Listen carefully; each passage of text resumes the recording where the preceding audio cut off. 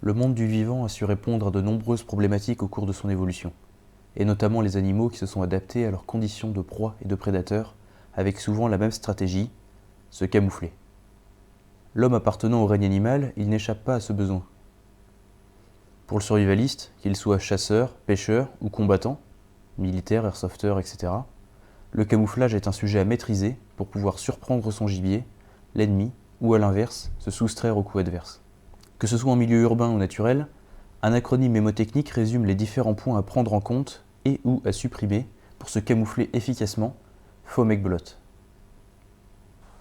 Le premier point est le fond. Avant même d'essayer de disparaître dans le décor, il est important de l'analyser minutieusement et d'observer les détails de son environnement. En milieu urbain, on pourra évaluer l'ambiance pour s'y adapter au mieux. Deuxième point, la forme. Dans la nature, il est important de briser la forme de l'objet ou de la personne à dissimuler. Un humain est facilement décelable par la forme caractéristique que forment ses épaules et sa tête, tout comme par notre visage que notre cerveau s'est entraîné à reconnaître au premier coup d'œil depuis des millénaires. La silhouette humaine est aisément brisable en prenant une position non reconnaissable, car non habituelle, ou réduite au minimum, en se plaquant au sol et en se mêlant aux éléments pour mimer un vulgaire tas indescriptible. On cassera le triangle tête-épaule à l'aide d'un filet de camouflage ou d'une tenue 3D, un guilly-suite, etc. L'ombre. Évidemment, essayer de se cacher en pleine lumière sera souvent vain. On fera attention à notre propre ombre et à sa projection. On profitera de l'ombre et de l'obscurité pour se dissimuler, voire de la nuit pour agir. Le mouvement. L'œil humain étant ce qu'il est, vous serez très rapidement détecté au moindre mouvement, même avec la meilleure des tenues de camouflage. Dans une foule, un individu à un rythme différent des autres sera également remarqué. Par exemple s'il court quand tout le monde marche. L'éclat. On parle ici d'un éclat lumineux, le moindre petit reflet de notre équipement pouvant attirer l'attention, et de très loin. Pensez aux minuscules miroirs de signalisation pour se signaler au secours. Attention aux éléments métalliques, verres de montre, jumelles, lunettes, optiques de tir. Vérifiez armes et matériel en les testant au soleil. La couleur. Souvent le premier domaine auquel on pense lorsqu'on parle de camouflage, les couleurs des tenues et équipements doivent effectivement être au plus proche de celles du milieu. Mais pour autant, nous pouvons nous permettre une certaine liberté dans leur sélection, la nature elle-même variant beaucoup selon la saison, les matériaux, les plantes présentes et la lumière. Tant que nous sommes dans le spectre moyen des couleurs environnantes, nous arriverons à nous dissimuler, surtout en appliquant tous les critères d'un bon camouflage. Toutefois, on prendra garde à bien camoufler la couleur de notre peau, avec des gants, cagoules, filets ou maquillage de camouflage. En ville, on se fondra dans la foule et rue avec des teintes neutres, classiques et passe-partout. Le bruit. Certainement le point le plus important, car sans indice sonore de votre présence, il n'y aura aucune raison de s'inquiéter et de vous chercher des yeux. Attention aux paroles, cliquetis de matériel, écho d'outils sur votre camp, ou coup de feu au loin. La lumière. De nuit, toute source lumineuse est visible de très loin. Prenez garde à la lueur des cigarettes, aux lampes, à votre feu de camp. Masquez ce dernier avec des réflecteurs ou enterrez-le. Utilisez des lampes rouges la nuit. Paradoxalement, la lumière solaire peut aussi vous camoufler, lorsque le soleil est bas au lever et au coucher. En vous postant immobile dans la nature, le soleil dans le dos, la lumière gommera votre silhouette et votre cible sera éblouie en regardant vers vous. Attention toutefois à ne pas traverser la lumière, car il n'y a rien de pire pour se faire repérer qu'une silhouette coupant un instant une source de lumière naturelle ou se découpant nettement éclairée par la lune. Odeur. Les odeurs naturelles ou de synthèse, charriées par l'homme, seront détectables par les animaux et dans une moindre mesure par l'ennemi, ou ses chiens. Déjection, fumée, essence, transpiration, nourriture, peinture, etc., etc. Dans un contexte urbain dégradé, attention aux odeurs de bonne cuisine maison si vous êtes le seul à avoir stocké de la nourriture. Les traces. Naturellement, pour ne pas être suivi, on prendra garde à toute trace de notre passage. Nos pas, nos bivouacs, le feu, les déchets. Donc voilà pour le Fomek-Blot. Si on souhaite être repéré, par exemple dans une situation d'urgence ou si on attend les secours, il est possible de faire exactement l'inverse en créant ou en accentuant tous les points décrits précédemment, avec des couleurs très lumineuses, en faisant du bruit, etc., etc. Acronyme suivant, l'armée française rappelle qu'un bon camouflage doit être PAD. Permanent, parce que s'il se barre au premier coup de vent ou en marchant, ça sera un peu dommage. Adapté à la saison, à l'environnement et à la mission. Est-ce qu'on est statique, est-ce qu'on est mobile, etc. Discret. Alors on pourrait se dire c'est normal que le camouflage soit discret vu que c'est le but. Mais bon, ça me permet de parler aussi un petit peu de notre discrétion dans d'autres contextes. Par exemple, un treillis camouflé peut se faire se questionner un inconnu nous croisant habillé ainsi, tandis qu'une tenue civile neutre passera plus facilement. Et eux, comme entretenu, les maquillages faciaux ont besoin d'être restaurés régulièrement, tout comme une killisuite végétale artisanale. Se pose ensuite la question des tenues de camouflage.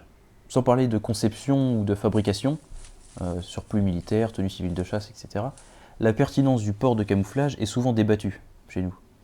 Pour les uns, une tenue camouflée est nécessaire dans différentes activités et situations, allant de la chasse à l'entraînement au combat à l'airsoft, ou à l'évacuation dans un contexte de chaos, puisque plus efficace qu'une tenue unie pour se camoufler.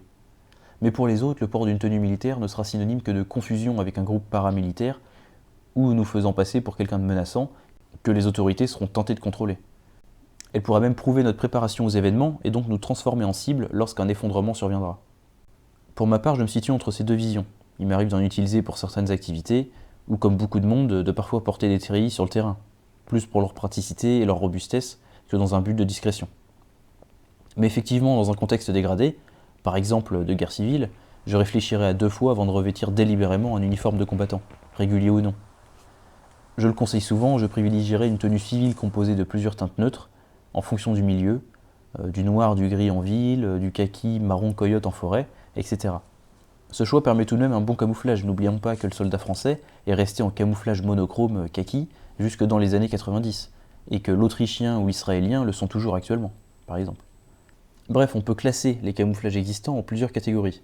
Les camouflages 2D, qui sont composés de motifs teints sur une surface lisse, comme sur des treillis ou des équipements, et les camouflages 3D, qui sont en relief grâce à l'utilisation de fibres ou de feuilles synthétiques, par exemple. Les ghillie-suits des tireurs de précision sont l'exemple le plus connu. On peut aussi les classer selon leur origine. Les camouflages militaires sont plus ou moins polyvalents selon leur conception et prévus pour différents milieux. Forêt, désert, plaine aride, ville, montagne enneigée, etc. Il en existe énormément puisque chaque pays en utilise un ou plusieurs qui lui sont propres, le but étant de permettre la reconnaissance entre soldats et d'éviter la confusion avec l'ennemi. Les plus connus, disponibles et adaptés aux forêts européennes, sont le CCE français, le Flektarm allemand, le DPM anglais ou le Woodland états-unien. De nombreux camouflages existent et de petites perles méconnues peuvent tirer leurs épingles du jeu, comme les camouflages russes, suisses ou nordiques.